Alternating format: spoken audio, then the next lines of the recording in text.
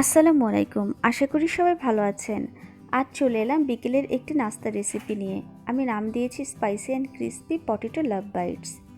খেতে কিন্তু সত্যিই অসাধারণ, ক্রিস্পি এবং স্পাইসি দুটোই। চলুন দেখে নেওয়া যাক এর পুরো প্রণালী। আমি 1 টেবিল চামচ তেলে দিয়ে দিচ্ছি 1 চামচ পরিমাণে রসুন কুচি। রসুনটা খুব ছোট করে কুচি করে নিয়েছি। এবার এর মধ্যে দিয়ে দিচ্ছি 1 টেবিল চামচ পরিমাণে চিলি ফ্লেক্স। চিলি ফ্লেক্স কিছুটা ভেজে দিয়ে দিচ্ছি 1 কাপের 4 ভাগে 3 ভাগ পরিমাণে পানি এবং সাথে দিয়ে দিচ্ছি কিছুটা লবণ। পানিটা যখন ফুটে উঠবে তখন এর মধ্যে দিয়ে দিচ্ছি চালের গুঁড়ো। চালের গুঁড়ো আমি হাফ কাপ দিয়েছি, তবে একবারে না দিয়ে অল্প অল্প করে দিতে হবে। চালের গুঁড়ো এবং চিলি ফ্লেক্স খুব ভালো মতো মিশিয়ে নিতে হবে। এবার একটু ঠান্ডা হলে আমি দুটি আলুর সঙ্গে মিশিয়ে নিচ্ছি। আমি দুটো মিডিয়াম সাইজের আলু আগে থেকে সিদ্ধ করে গ্রেট করে রেখেছিলাম। সেই আলুর সঙ্গে এই চালের গুঁড়ো এবং চিলি ফ্লেক্স খুব ভালো মতো মিশিয়ে নিচ্ছি।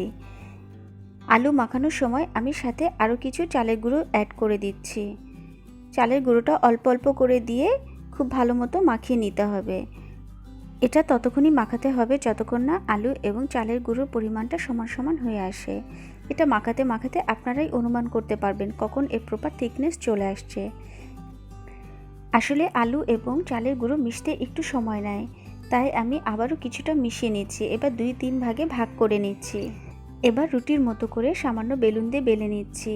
থিকনেসটা খুব বেশি মোটাও হবে না, খুব বেশি পাতলাও হবে না। এবার লাভ সাইজের একটি কুকিজ কাটার দিয়ে আমি শেপগুলো করে নিচ্ছি।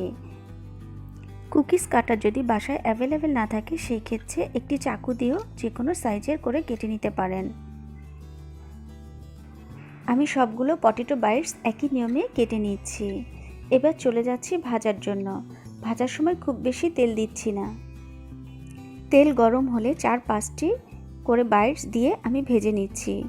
ভাজতে কিন্তু খুব বেশি সময় লাগবে না। প্রায় 30 সেকেন্ড পরে আমি বাইটসগুলো উল্টে দিচ্ছি। উল্টালেই দেখতে পারবেন বাইটসগুলো খুব সুন্দর ফুলে উঠেছে এবং তেলের উপরে ভেসে উঠেছে। এই পটেটো লাভ বাইটসগুলো আমি ব্রাউন করে ভেজে নিচ্ছি।